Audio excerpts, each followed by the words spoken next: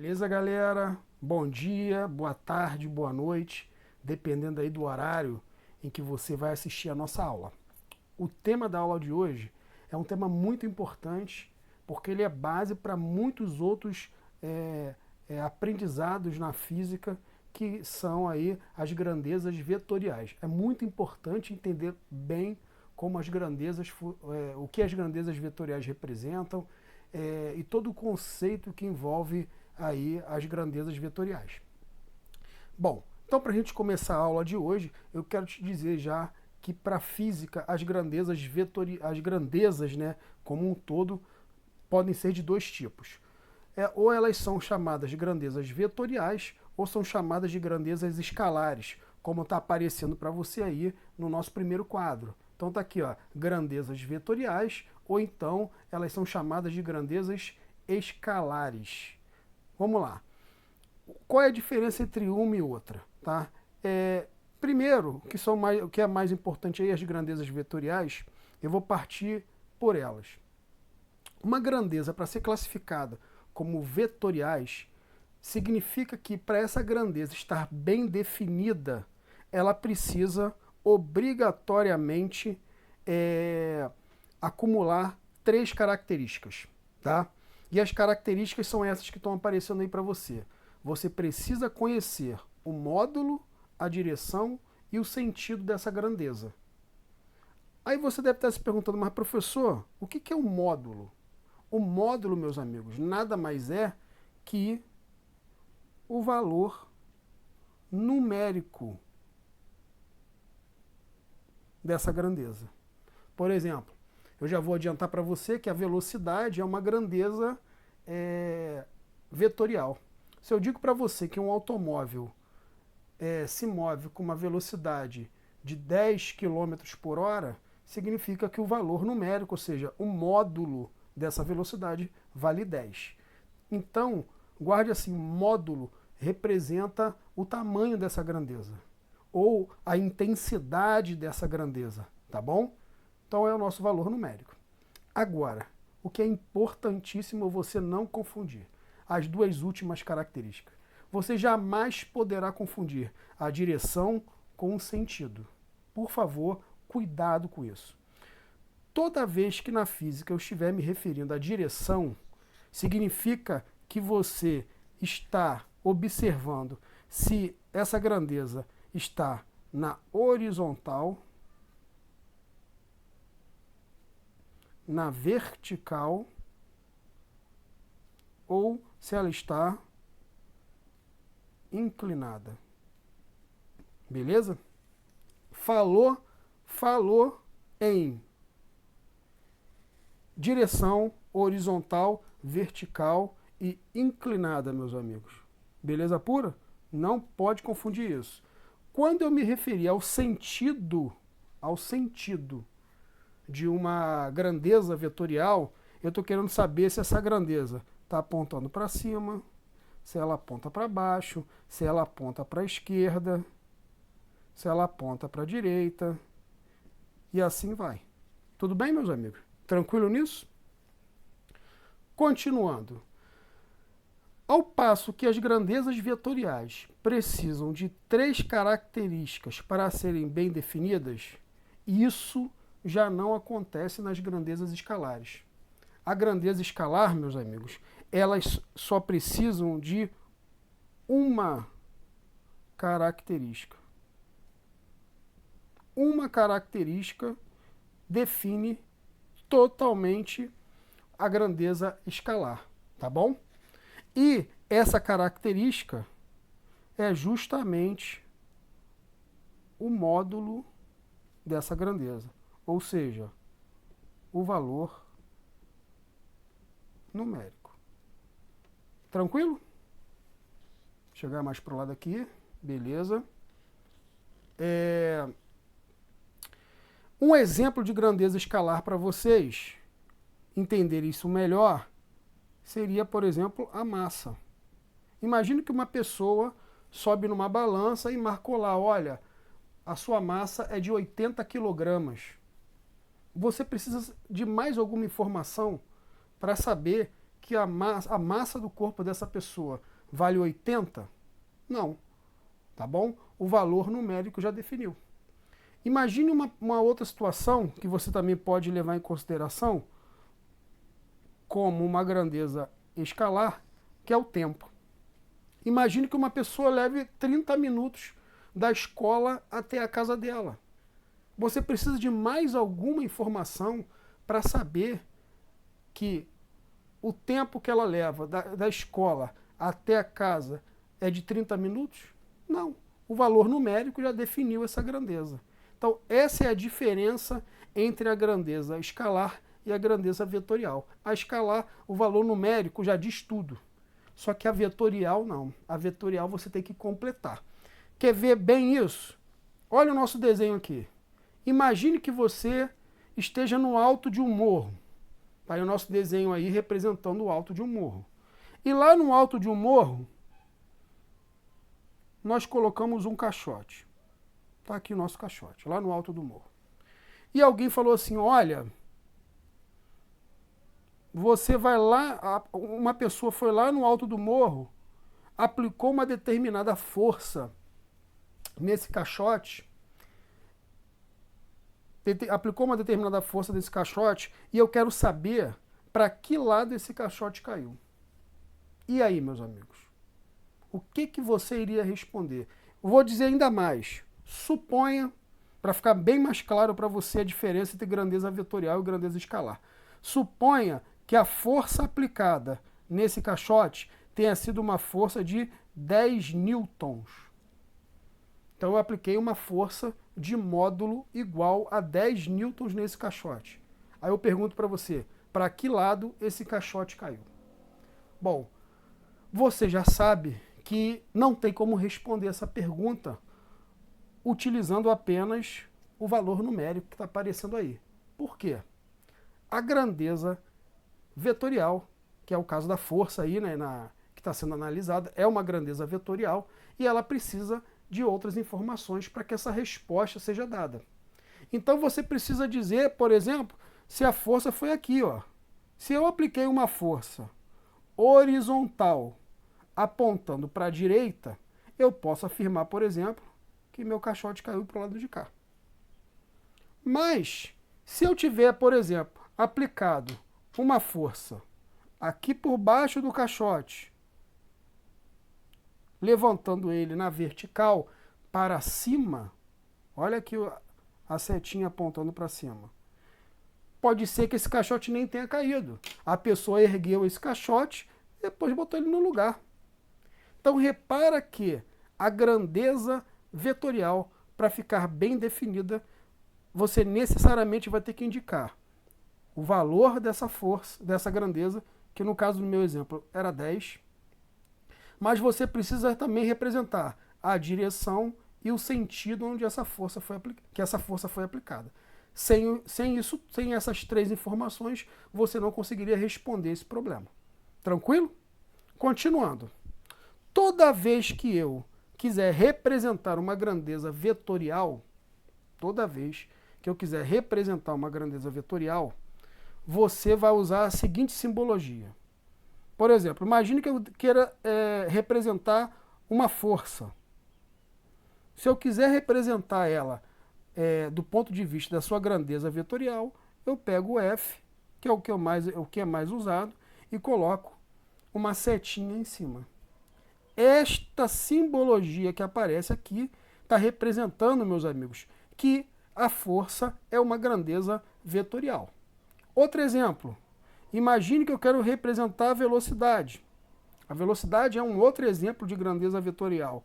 Então eu venho aqui e coloco essa setinha em cima. Tudo bem? São exemplos aí para você saber como você representa as grandezas vetoriais. Tá bom? Agora, imagine que eu queira representar apenas o valor numérico, ou seja, o módulo desse vetor, ou seja, o módulo dessa grandeza vetorial. Aí você tem duas opções. Quando eu estiver me referindo apenas ao valor numérico, ou melhor, eu quero chamar sua atenção só para o valor numérico, aí você pode representar assim, ó. Vai pegar, por exemplo, no caso da força, o F com a setinha em cima e vai dar 2 tracinhos assim na horizontal. Quando você faz isso, significa o seguinte, ó, lá naquela grandeza vetorial, que é a força, eu estou olhando apenas para o valor numérico. Outra forma de você representar é pegar a letra F e tirar essa setinha de cima.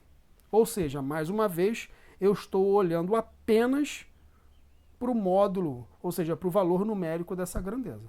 Tranquilo, meus amigos? Bom, para encerrar essa primeira parte, exemplos de grandezas vetoriais que eu já adiantei para você, você pode levar aí a força, as forças, né? Vou botar aqui até no plural, forças, como um todo, são grandezas vetoriais. Outro exemplo que você pode levar é a velocidade. A velocidade é outro exemplo de grandeza vetorial, porque se eu digo para você assim, olha, um automóvel passou na frente da sua casa a 100 km por hora. Aí eu pergunto, aonde, para que lado ele foi? Você sabe dizer? Não. Você precisaria saber qual é a direção, qual é o sentido. Vai que esse automóvel caiu do céu. Ninguém sabe para onde ele foi, né? Você precisaria saber também a velocidade, precisaria saber a direção e o sentido também dessa velocidade. Mais um exemplo aí para encerrar, a aceleração, que vai ser também muito útil, tá? Para nossa próxima aula, que nós vamos falar de movimento circular uniforme. Esses conceitos de grandezas vetoriais vão ser muito importantes. Beleza? Vamos, galera, dando prosseguimento aí à nossa aula. Vamos para a segunda parte, e essa eu já digo para você, é extremamente importante. Cálculo do módulo do vetor resultante. É o seguinte, as grandezas vetoriais, né, você viu comigo que elas têm direção, sentido e o módulo, que é o valor numérico. E essas grandezas, elas vão interagir com outras. Então, forças diferentes, por exemplo, vão ser aplicadas sobre um objeto. E você vai precisar saber qual vai ser a força resultante ao final de um determinado processo. Daí, esse conceito que eu vou te passar agora, que é o cálculo do módulo do vetor resultante. Então, vamos lá. São os casos bem simples que eu vou mostrar para você hoje. Então, olha só. Primeiro caso. Imagine que eu tenho uma determinada grandeza, que eu estou chamando de A, tá bom? Repara que eu marquei aqui, ó, o módulo dessa grandeza vale 3 e ela é horizontal apontando para a direita. E mais aqui abaixo eu tenho outra grandeza B, tá bom? Cujo módulo dela é igual a 1 e ela também é horizontal apontando para a direita. E eu quero descobrir qual é o vetor resultante dessa grandeza. Eu já botei a colinha aqui para vocês, né? E eu quero que você observe o seguinte. Repara, os dois vetores estão na horizontal, as duas grandezas vetoriais estão na horizontal, e as duas apontam para a direita. Meus amigos, sempre que grandezas vetoriais tiverem a mesma direção e o mesmo sentido, se você quer descobrir qual é o vetor resultante, ou também qual é o vetor soma, né? Pode ser chamado assim, basta você pegar um módulo do primeiro vetor e somar com o módulo do segundo. Então isso aqui, ó, é uma expressão que você tem que levar para toda a vida. Então, ó, nesse nosso exemplo, o módulo desse vetor resultante vai ser 3 do primeiro mais 1 do segundo, o que vai resultar no valor 4. Bom, se a questão, além do módulo, quisesse saber também qual é a direção desse vetor resultante, você vai observar assim, ó, se os dois estão na horizontal e os dois apontam para a direita, o vetor resultante, que você vai representar assim, ó, também aponta para a direita. Beleza, galera? Bem simples, né? Segundo caso, é quando eu tenho vetores que têm a mesma direção, repara, ó, que eles estão na horizontal, só que apontam para lados contrários, ou seja, tem sentidos contrários. Esse aqui aponta para a direita e esse aqui de baixo aponta para a esquerda. Para você descobrir o vetor resultante nesse caso, você obrigatoriamente vai pegar o valor do maior e vai subtrair pelo valor do menor. Guarda isso aqui também, galera. Guarda também. Seguindo, então, o maior é o 10 e o menor o 3. Com isso, o módulo desse vetor, 10 menos 3, vai me dar 7. Tranquilo? Agora, você pode estar se perguntando, professor, para que lado aponta esse vetor resultante que vale 7? Quando os vetores apontarem, meus amigos, para lados contrários, você guarda. O vetor resultante sempre aponta para o lado do maior. E nesse caso, o maior era o vetor A. Então, significa que nesse nosso exemplo, o vetor resultante também aponta para a direita. Tranquilo? O último caso, meus amigos, esse caso é extremamente importante, porque ele é muito comum em provas de concursos e vestibulares. Tá? Eu tenho um vetor na vertical e outro na horizontal. Isso significa que o ângulo entre esses caras vale 90 graus. Sempre que o ângulo entre dois vetores for igual a 90 graus, para você descobrir o valor do vetor resultante, você vai aplicar o famoso Teorema de Pitágoras. Tá? Teorema de Pitágoras, para quem não lembra, é o quadrado da hipotenusa igual à soma dos quadrados dos catetos. Que eu já vou traduzir aqui para você, ó, vai ser o módulo do vetor A ao quadrado mais o módulo do vetor B ao quadrado, tudo isso, ó, dentro de uma raiz quadrada. É simples. Ah, professor, é muito difícil. Não, não é. Vou te mostrar agora, ó.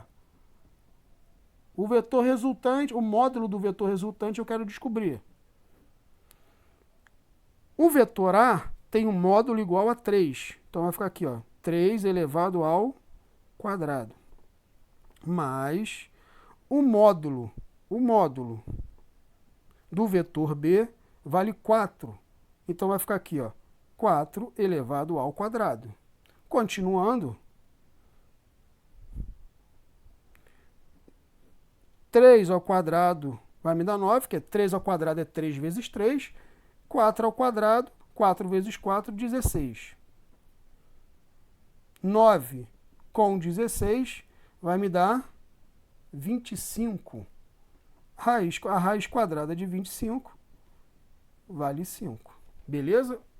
Então, sempre que o ângulo entre dois vetores for igual a 90 graus, você vai aplicar essa formulazinha simpática que está aqui em cima, que é a fórmula do Teorema de Pitágoras. Bom, você deve estar se perguntando, mas professor, e a direção e o sentido desse vetor resultante? Para isso, você vai fazer o seguinte, ó. Aqui nesse desenho inicial, você vai fazer um tracejado na vertical, aqui, ó, depois outro tracejado na horizontal. Aqui onde eles se cruzaram, você marca um pontinho. E vem aqui, ó, e liga eles dois. Assim, ó. Esse que está em vermelho aí está representando o nosso vetor resultante, que nesse caso é um vetor inclinado. Beleza, galera? Inclinado e apontando para cima, né? Olha o sentido aí da setinha. Valeu? Beleza, galera? Vamos então seguir aqui para a última parte da nossa aula, que é uma parte, eu vou te dizer, extremamente importante. Decomposição de vetores. Por quê?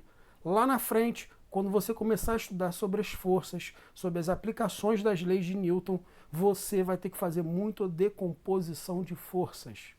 Então esse é um assunto extremamente importante.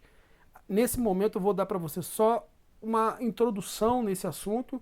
Quando a gente for falar sobre a aplicação das leis de Newton e a parte de forças como um todo, aí eu vou entrar em mais detalhes, vamos praticar isso mais. Tudo bem? Então tá aí, ó. Eu representei aqui para você, ó, o eixo cartesiano, tá aqui, ó, o plano cartesiano, perdão, aqui o eixo Y, o eixo X aqui na horizontal, E eu tenho aqui em vermelho a representação de um determinado vetor que eu estou chamando de A. Esse vetor A possui uma inclinação que é o que eu estou chamando de θ, tá bom? O ângulo θ com a horizontal, beleza? Quando você fala em decomposição de vetores, significa que você vai pegar esse vetor e vai fatiar ele, meu amigo. Como assim fatiar? Você vai dividir ele em duas partes. Porque todo vetor que está no plano cartesiano xy, ele possui um componente que pertence ao eixo x e um outro componente que pertence ao eixo y.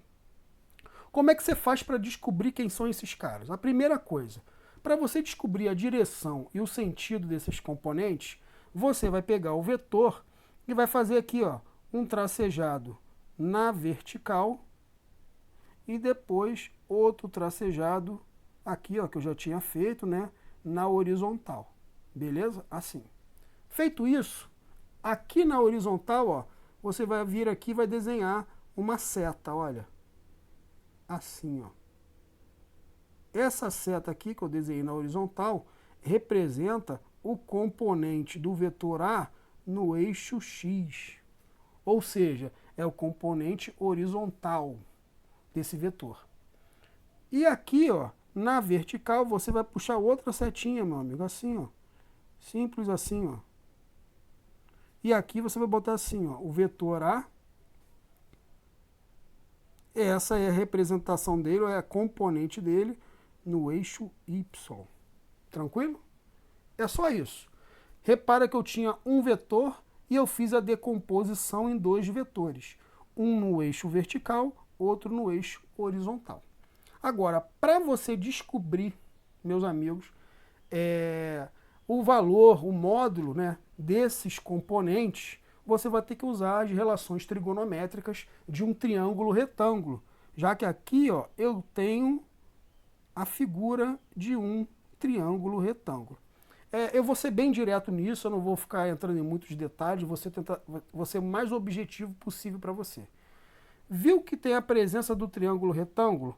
Para você determinar o módulo do componente x, ou seja, do componente horizontal desse vetor A, você vai fazer assim, ó, o vetor A, o módulo do vetor A, vezes o cosseno desse ângulo θ.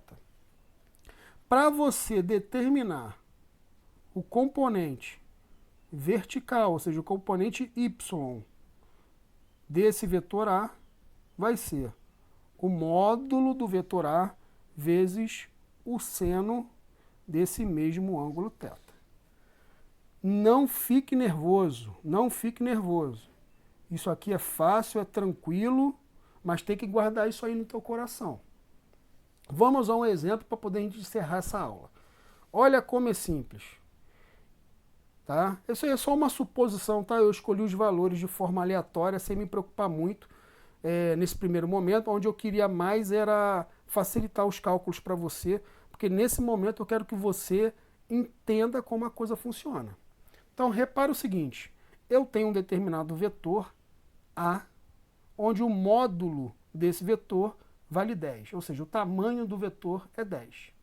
E eu quero calcular o componente x e o componente y desse vetor. Ou seja, eu quero que você decomponha o vetor A nas suas componentes horizontal, que é do eixo x, e vertical, que é do eixo y.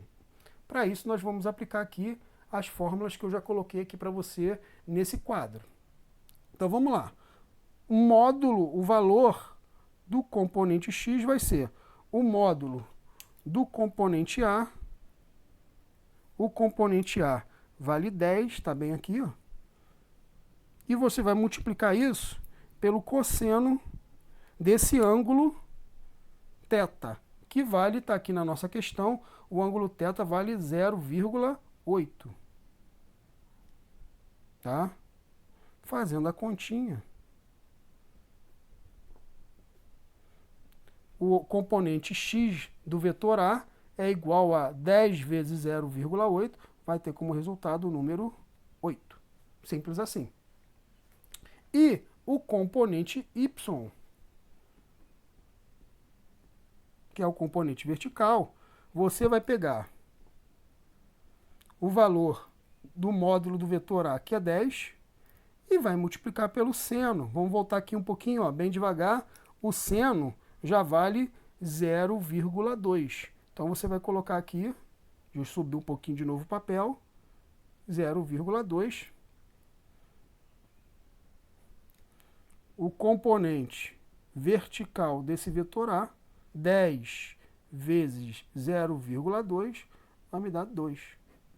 Esse é o resultado final aí. Beleza, galera? Eu espero que vocês tenham entendido a aula de hoje, tá bom? Se você gostou, meu amigo, do vídeo, comenta aí.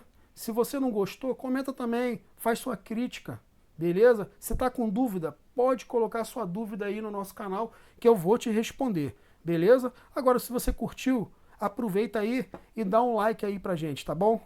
Aquele abraço e que você consiga tudo o que você precisa na tua caminhada. Até a próxima aula, meus amigos.